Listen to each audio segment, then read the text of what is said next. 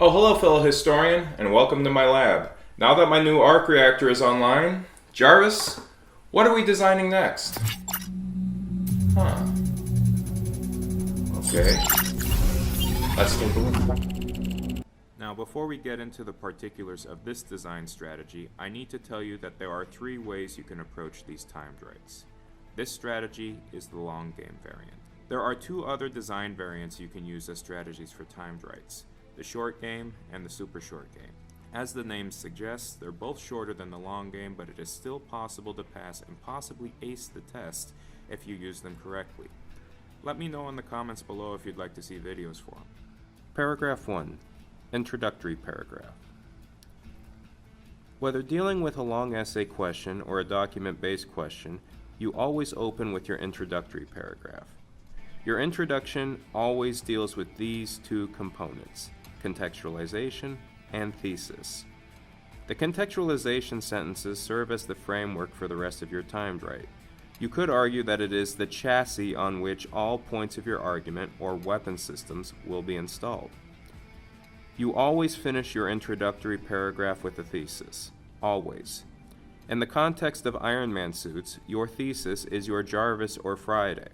It is your operating system which will help you defeat the prompt with the best kinds of arguments or weapon systems available. It will also help you navigate through the prompt. Since this is the long game strategy, you need 3 Persia factors in your thesis because you will be using 3 weapon systems to defeat College Board and its insidious prompt. Now that our intro is finished, our chassis is built, and our operating system is online. Now let's get to the body paragraphs, or as I call them, weapon systems. Paragraph 2. Your first body paragraph. Body paragraphs operate like weapon systems on an Iron Man suit. Just like Tony Stark's power suits had a wide variety of lasers, bombs, and defensive countermeasures to defeat bad guys, historians have a wide variety of evidence, Persia factors, and historical thinking skills to defeat the College Board rubric. Since our prompt is a continuity and change over time one, we're going to tackle the continuity half for our first body paragraph. Using the T format, we are going to bring our weapon system online that we think will defeat the continuity half of the historical thinking skill. The first sentence is our mini thesis, or topic sentence. This indicates that we intend to use the most powerful Persia factor that we think we can use to defeat continuity. This is our most important weapon system. Once we have our Persia factor weapon system selected, we load it with evidence. Now, just like it's important for Iron Man's arc reactor to be fully charged so his suit can operate at optimal capacity, it's important that your evidence be specifically cited and explained. Otherwise, your answer will be the Iron Man equivalent of this.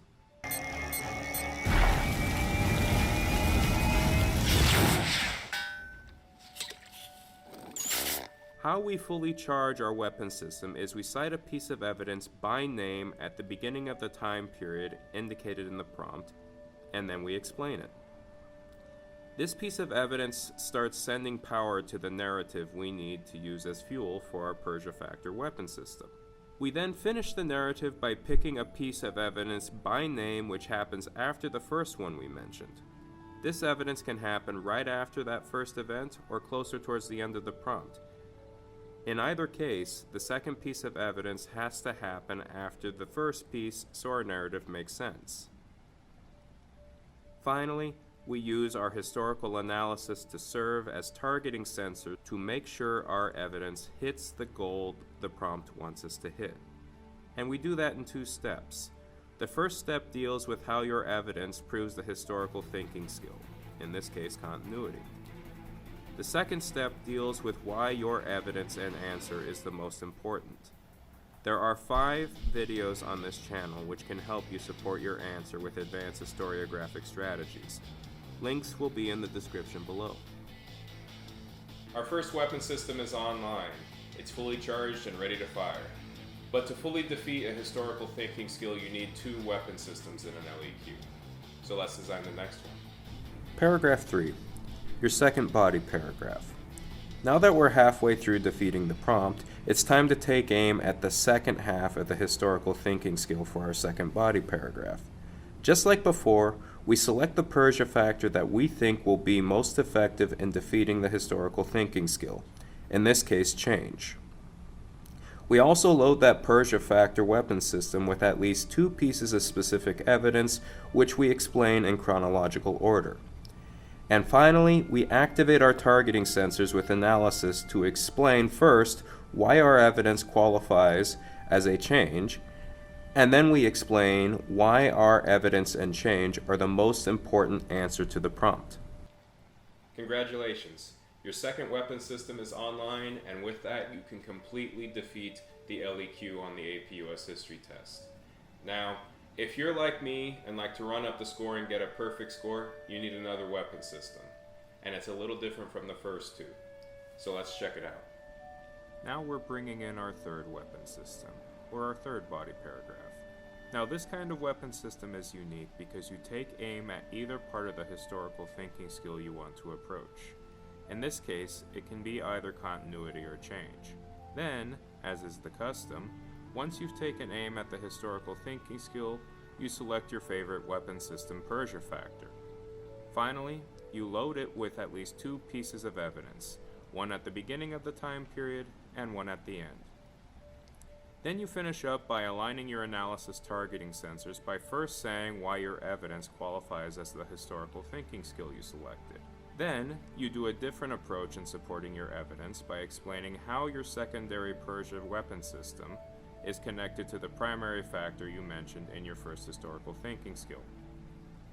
For example, if you are arguing that a secondary change in colonial labor was the change from enslaved indigenous to imported African slave labor, you need to explain how it is connected to the continuity that was the institution of slavery. In other words, you have to explain that even though the social classes involved in slavery changed, the economic continuity remained constant, and the social change wouldn't have even happened if slavery weren't established.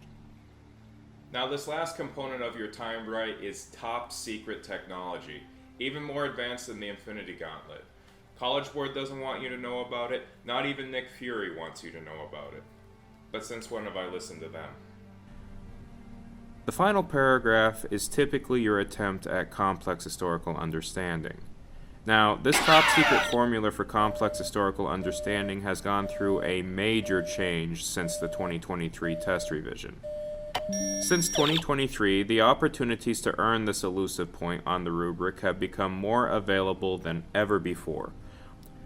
I'm planning a series of additional videos to help teach you how to use each of these opportunities to your advantage.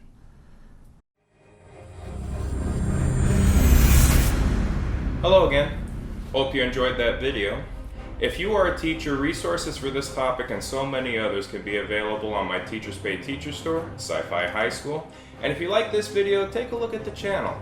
In addition to APUSH history stuff, we got stuff on psychology, creative writing, Hawaiian history, and a lot more in the future. So with that said, live long and prosper, e malama pono, and see you next time.